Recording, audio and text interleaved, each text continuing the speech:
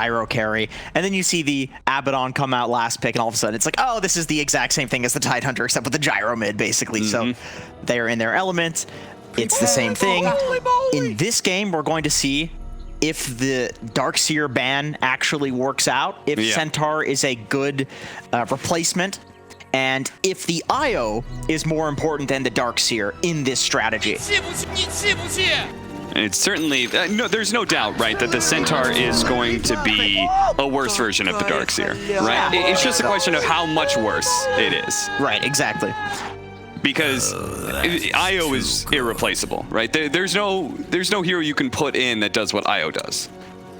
It's hard to think of one. It really is. They don't have the Oracle. They do have this Grimstroke this time as well. Nice pairings, though, with the Grimstroke. Yeah, certainly. They pretty much said this is a more offensive version, right? A lot less save, but their damage output is really high because Centaur is a much more offensive hero with his burst damage that he comes into play. The Grimstroke Inkswell comboed with that. Seb and Charlie having a bit of standoff right now as they're dropping each other's items, and well, the swinging is going to start.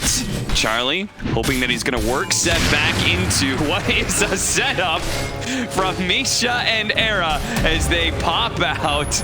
It was a bait all along, and the Sunstrike, it's not needed. Misha will take the kill instead. They won't get the bounty runes for it, though, as that was 3 for Ninjas in Pajamas. I wish I was looking at Seb's camera. I bet he had a big smile on his face for that. Yeah. That's a pretty hilarious way to feed First Blood. I don't know if you'd be too upset with that. You're just kind of trying to man up. I'm surprised there wasn't any sort of all chatting. Yeah. You know, just like, I thought we were having a manly duel. Yeah, one-on-one. really. There was no honor to that situation whatsoever. No, that was a core fight. That was a duel.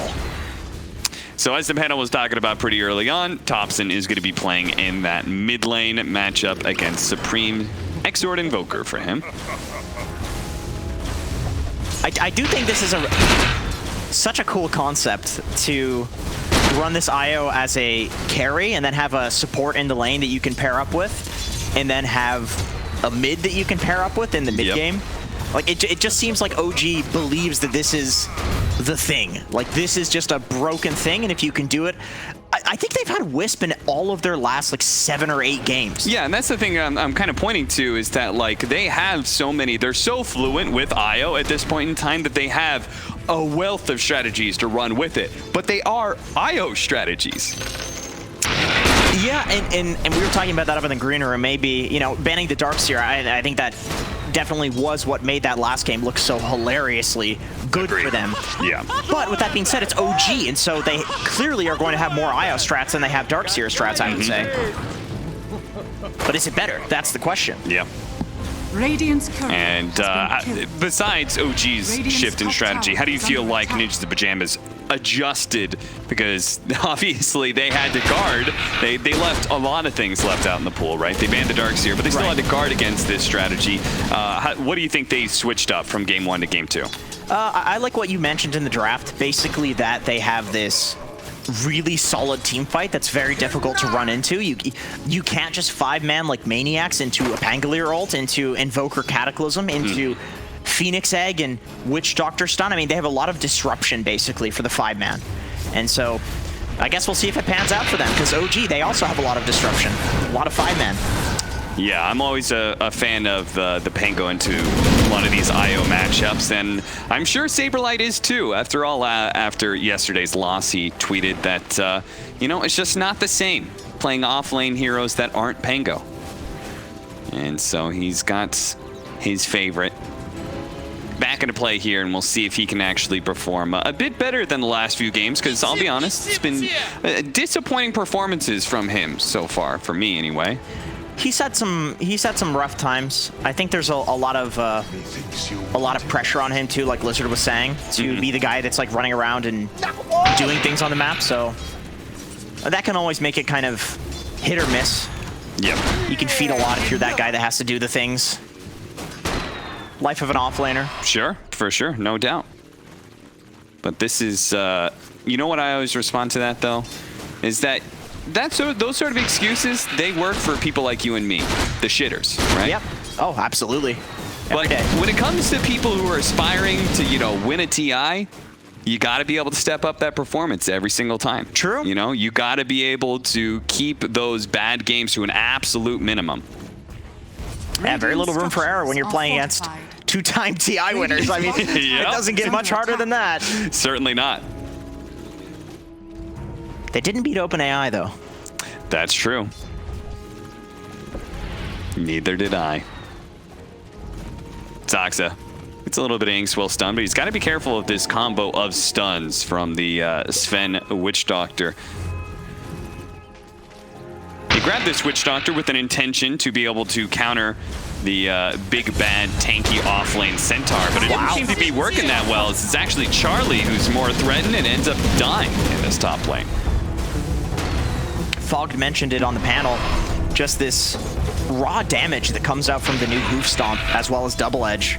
It's a bit different of a way of playing Centaur than playing with the Aura like people used to. But boy, do you do damage. Like, he is a kill hero again, for sure. You want to combo him with something like a Grimstroke. Yeah, he's no longer that guy who, thanks to retaliate, like dominates a laning phase and then takes your tower really early. He's looking to kill. Yeah. And he's very likely going to be looking to grab a Blink Dagger at some point in time. We'll see how early he actually chooses to go for it. But it feels like that is absolutely necessary on the new Centaur, whereas before you can go a lot of team fight items and just kind of roll up on people. It does, and I also think that this patch is just played a little bit faster too, with regards to running around early and fighting and defending towers. Like, we've seen the rotation to the mid tower in basically every single game before 10 minutes. So yeah, definitely the Blink Dagger is a big item whenever you want to fight early. Topson has a ton of CS. That's because he's playing very efficient jungle, and so if we were probably to look at the net worth, I guess he'd still be top, but oh, he's actually not. I thought he was going to be probably neck and neck with the Invoker, but no. The jungle creeps are pretty bad, I guess. Yeah, he's been getting a lot of golems in Satyr camps. Yep.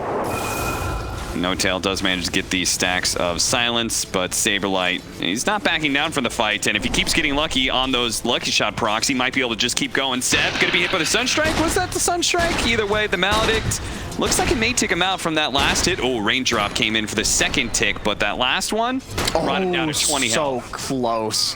They'd gotten one more swing in from somebody. That certainly would have been his death. Max Flack with an Arcane Rune. He's a happy boy. Yeah. Even though the Invoker is top net worth, everybody else is looking real good on the opposing side. Top lane, nice rotation coming in from Era, and a good opportunity to kill both of the heroes in the off lane here. But Seb, with a nice stomp, this Sunstrike, it is going to land the Fire Spirits, though. He had a stick charge. It's not enough, though. Stormhammer comes in, and Charlie manages to get the double kill. They leave Saberlight alone, and he's chased out of lane, so they'll have to try and fix this. They don't want to lose this tower too early. Got the aggression from OG here. Yeah, and it's going to be countered by the aggression from Ninjas the Pajamas. They know that OG, I mean, sitting in position behind a tier 1 offlane tower leads you exposed to a gank, but it didn't really connect from Ninjas the Pajamas. Man, they're so good at playing these heroes together. Like, just the save from No-Tail there, and then mid one runs into the trees and tethers out. Like, that was 4 heroes, right? With the mid Invoker rotating, and they survive that like it's nothing. Behind the tier 1 tower as 2 heroes. Very nice. You see Ninjas the Pajamas, their game plan is definitely, they've gotten 2 cores in the side lanes that can, at some point in time, feel okay being left alone, though Charlie, he's not feeling so okay right now. He knows he's dead because mid one's relocating in. He was just hoping he'd get the kill on Step, and Supreme clips him just perfectly enough that the IO didn't tank up the Sunstrike damage with him. Meanwhile, they do manage to kill No-Tail while he was left alone. Mid one was a way to play. Supreme is popping off this game, man. Yeah. If he can get that early Ags, get that Cataclysm out, that's enough damage, you know? I think, I believe in the Supreme Invoker. Radiant's top tower is under attack. It's very farmed. Just drums rush, no boots, nothing. Doesn't need them. Just stats.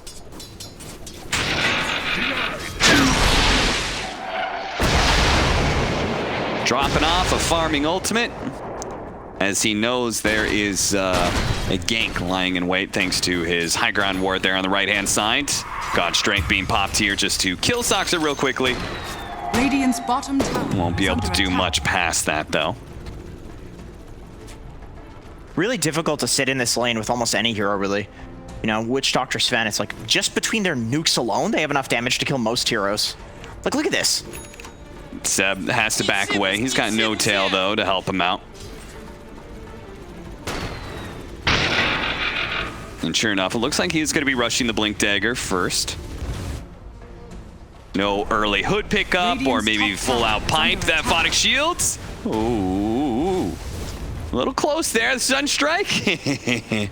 He tried to snipe him again, but Seb, he was hugging No Tail. He's like, please save me, bro. Third time's a charm. Not even going for a bracer, just straight into the blink.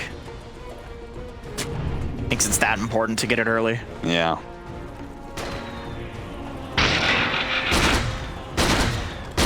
Two to 6 ninjas in pajamas. Having, I guess, what could be a better laning phase unless this setup. What a nice double stun combination. Charlie's still tanking up to survive, though. And so it wasn't the big kill on the carry that they were really hoping for. I think it's about the right time that Arrow rotates up to this lane. I think as soon as No Tail shows up, Under attack. and Topson, he's not winning the farm game, but he's winning the XP game. Dire's bottom tower Almost level is under 11. attack. Look at him. Very efficiently getting all of those double damage flat cannon shots onto Supreme. I'm not sure how much it'll matter because Topson isn't really sitting in lane anyway. He's just sweeping back and forth from the right-hand side to the left-hand side, just clearing through neutral camps and occasionally getting a creep wave that pushes in. Could you imagine being mid one and you finally, like, you get to go back from the horrible offlane position to a core position to carry, and then you're just on Wisp every game, and like Topson's the real carry? Fun? It's the you know, the yes dear meme.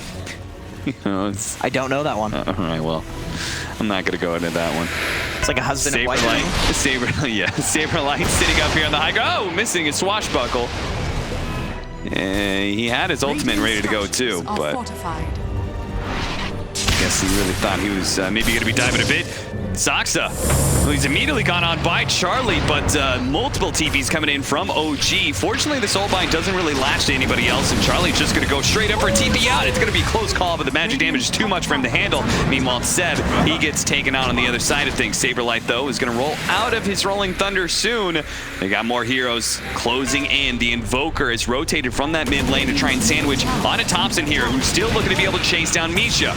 Throws out and hiding away in the trees, trying to get away from this rocket barrage as best he can. Now Saberlight trying to help out here. Yes, their support is dead, but if Supreme can actually get this kill onto Topson, it'd be well worth it. And with the help of the Phoenix Egg, it's looking like they should be able to get it. Topson, he actually did a nice play there in turning around and trying to kill Saberlight, knowing he was dead anyway.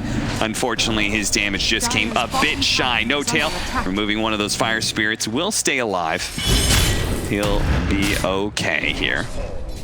Yeah, Topson doesn't seem like a runaway kind of guy to me. It's like, No. he just engages in Mortal Kombat, and really, it's you or him. It's kill or be killed. And sometimes it's both. Yeah, this is true. This is true. And I think Thompson's usually happy with that. Oh, yeah. That might be the height of experience for him. Come on, I killed someone and I died. Yeah! Is under attack. All he wants is death. I mean, at this point, how could he not? He just used his tether, so mid one is a little bit of an awkward position. He has to actually break the tether to make sure he doesn't get paralyzing cast comboed. It did cost the Stampede to come out from Seb, just to make 100% sure he was going to be okay there.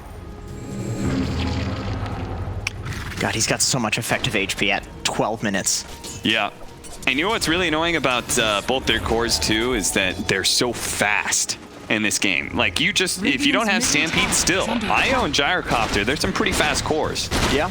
They move around the map very quickly, so it's gonna be tough for Ninjas in Pajamas at times to stick onto them. Supreme Gonna be caught here by Seb. The blink in, stun with the Inkswell. It is such a potent combo with these blink stunners. As you could see, they didn't even need the extra stun. If he had like 1,000 more HP, he probably still would have died. Yeah, I think that's also just the utter most important hero to kill. Oh, he was trying to go for the Rolling Thunder, but that was right as Seb chose to jump in, make his initiation, make himself loud and proud in the mid lane, take that mid-tier 1 tower. That is all important for OG. Meanwhile, Dire's top tower. where's Topson at? He's just farming. Farming away on the top lane. Is under attack. Having a good time up here. It's quiet for Topson. It's funny because it's like he's playing the Gyrocopter in the IO Gyro combo, except for he doesn't have the relocate. He's alone. Yeah, he's totally alone. Like, I expected Ninjas in Pajamas to make more conceited effort to smoke up and try and gank Topson while he's farming up all those camps in mid lane. But maybe they're too afraid of, like, the counter rotate in from the IO or something. Yeah, the relocate and, you know, where's the Aghanim at and yeah, so forth. They also don't have the greatest ganking heroes. for sure. No, You would need, like, who's your best setup? It's your carry. It's Sven, right? I mean, Invoker, Quas Exort's not particularly good. yeah. Cask?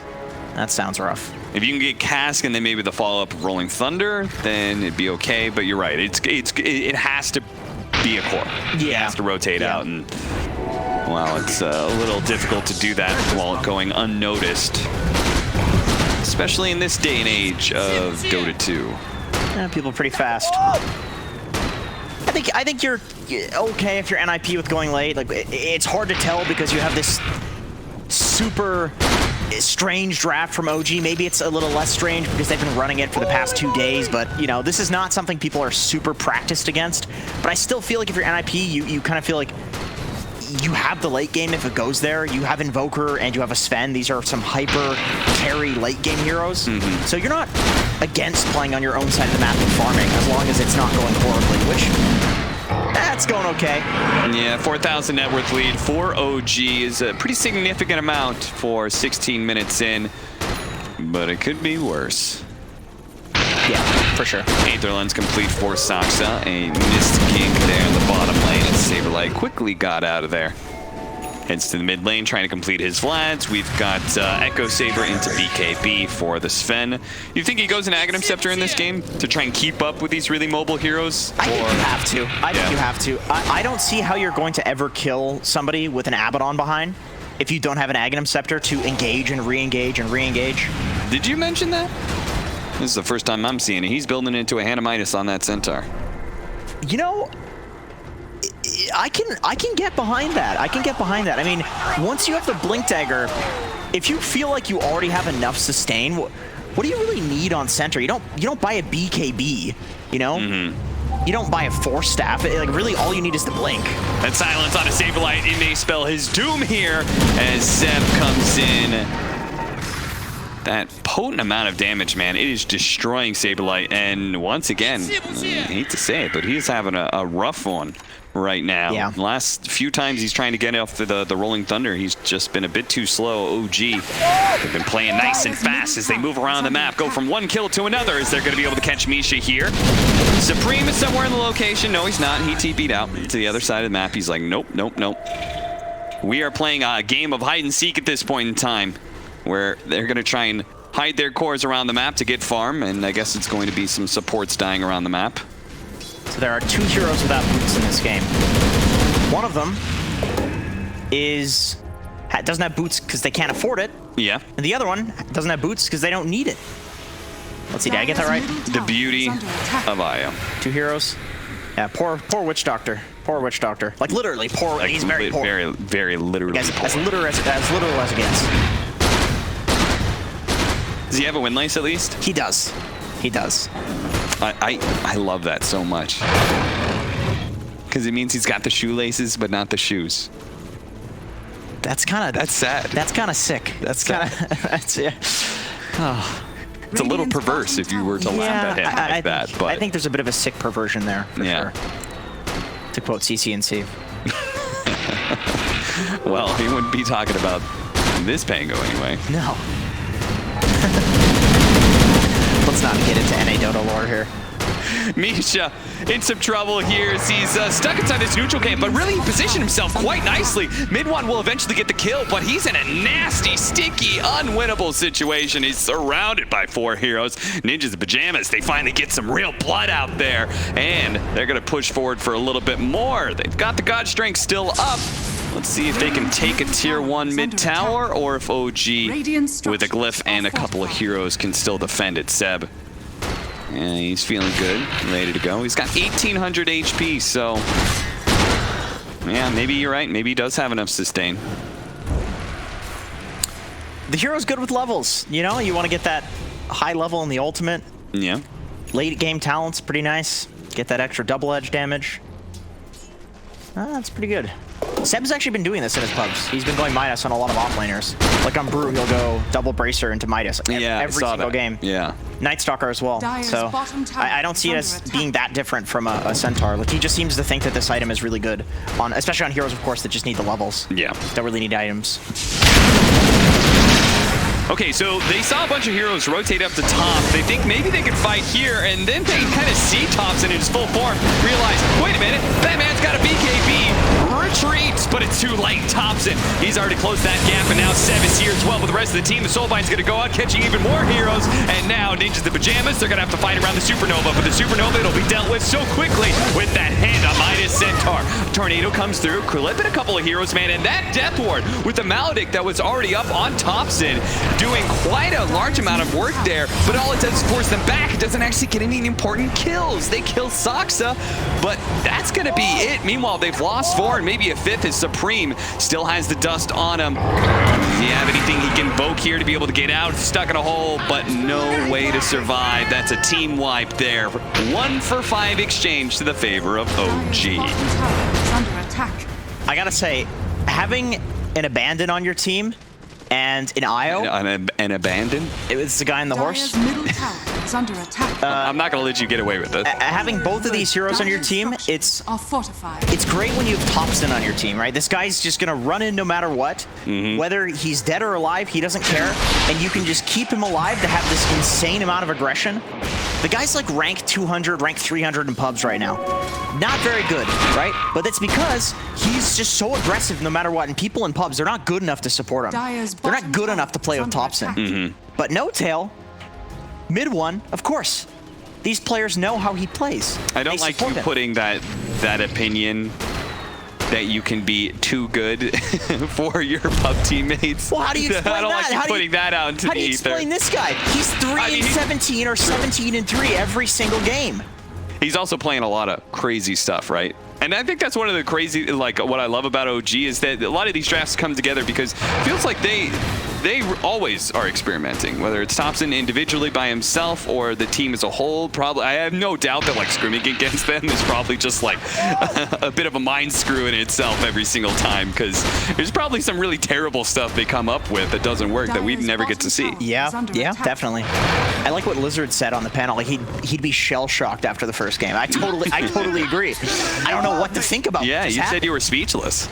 I was. I'm trying to think of things. There's nothing I like to say. this. Well done by Ninjas in Pajamas. 3-man smoke. They've been pressured so much, they've been keeping most of their cores off map a lot of the times. That OG, they don't really have a whole lot to signal. But hey, some people are missing and they could be doing Roshan right now. Now, he might get Saberlight here. So he's going to get off the Rolling Thunder. Do they have any physical damage enough to finish him off? Doesn't look like it. So he'll actually be fine. Even TPs. Just to make sure he's okay.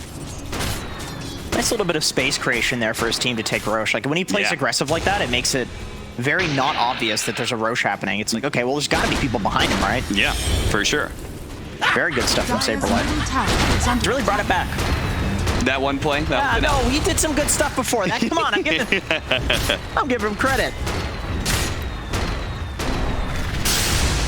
Every time he gets the roll off, it looks good. When he doesn't, middle tower. True. Looks bad. It's hard to play against Grimstroke. That's one of the more annoying heroes for Pango. Absolutely, that is a get me out hero. No, yeah, for sure. BKB for Supreme. So we are beginning to get our bigger, or like our first step of team fight items, where it's like, okay, we're getting the items we can actually fight back against OG. We'll see whether or not they can actually win that fight, though, as Seb is able to use the Stampede to get out Supreme. Another missed tornado from him. It's a bit awkward, and Seb tips him for it. Are you serious? You won a TI and you're tipping something in Dota Plus? Where's the Battle Pass? That was a Dota Plus tip. Peasants tip with Dota Plus. At least give them Battle Pass points. Take your word for it. Relocate in. Charlie, though, oh, he thought he was just going to be able to TP out.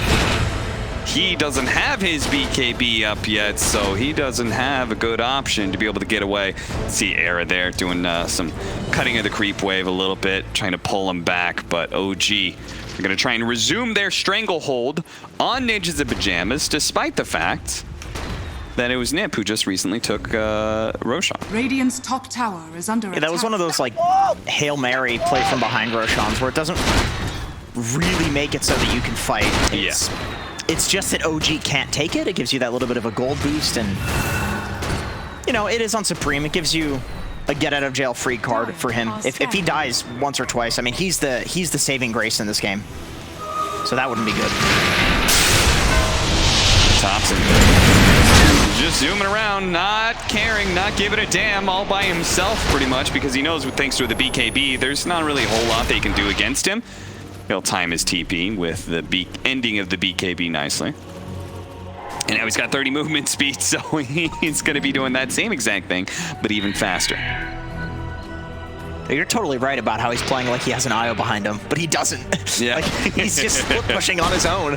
Yeah. And instead of relocating out, he just BKB TPs. He just uses his movement speed. Initially it was his movement speed, because he's like, okay, I can outrun Rolling Thunder, like I have enough mobility to dodge it, right? Yep. And then now he's got a BKB, so he's like, well, once they put any real disables on me, I can deal with that as well. But the BKB still on cooldown for now. He's gonna get the Tornado EMP follow-up. The rest of his team, it's a little bit too far away. They're gonna bounce back in, but they snatch the Soulbind onto the Invoker with the Panko, so they completely neutralize him, get the homing missile stun afterwards, and this is going to be a comeback here for the Invoker. But what can he do with his second life? He's gonna pop his BKB, but that poor Sven, man, he just gets eaten alive by Topson. A really nice ice wall, but Topson zooms out of it pretty quickly, and now he's got his BKB up. Seb, he tried to put a halt to Supreme's retreat there. Look at him go, man. He's catching up to Era. Era thought, oh, please, the Icarus dive. Surely it's going to give me enough distance, but it won't. Topson's a shark, and he'll hunt down these kills wherever he smells the blood to do so. If it comes all the way to the end of your fountain, he'll take it, and maybe even in the fountain. Of course he will. Topson, calm down. What are you doing, you mad lad? Get out of there with the BKB TP. Once again, he'll be fine. They don't have any stops to these things. I'll take that. This is a total alpha Chad move. He didn't need to try and do that. A kill on Misha does nothing for OG. That's just another BKB charge, but god damn it, Topson will assert his dominance over anyone who challenges his reign. I don't even know what to say. Is this Dota? What? It's just psychological warfare. Yeah. Like, this is cyberbullying. 1000%. You can't do this. It's 2020. You can't cyberbully people. My God. He survived. Yeah, of course he did, 'cause he's Topson, man. Radiant's There were top 3 tower is under heroes. attack. I mean, I just can't believe he actually took fountain shots. And survived, right? This is a buffed fountain. This is a 7.27C fountain. Yeah, it's an Ursa fountain, you know? It's got the fury swipes. Misha kind of pops his head out. Okay, the relocate's coming, and Saberlight says it's time to go. He does have the Soulbind on him. He'll steer it away from the Invoker to make sure he's not halted in place. Can the rest of the team actually get out there? Still TPing. Oh no, Supreme! That TP, I think that was a long one. He's gonna pop his BKB. Deafening Blast will actually help him survive here. So it's just a BKB charge, but still, that was a little too close for comfort. Yeah, if there's any follow-up there, he just dies and the game is basically over. And once again, he's absolutely the saving grace in this game. Charlie does not have the net worth to do anything. He's almost doubled in net worth by Topson. Double damage! You don't even need to worry about matchups. Like, who does Sven counter? It doesn't matter when it comes to an 8k gold lead on the enemy carry. Well, effectively the enemy carry. Let me just say, I hope to ever in my life be as confident as Topson in Dota games, man.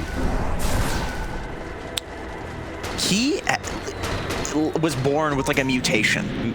He's got some like extra brain compartment that we don't have access to, or he's missing one. Oh yeah, maybe he's missing the fear. I think so. I think that's legitimately. He just doesn't know fear. I mean, he doesn't look afraid. I've never looked at him and seen fear in his eyes. Yeah, first TI shows up. He didn't look nervous. He doesn't. He's either smiling or no expression whatsoever. Yeah.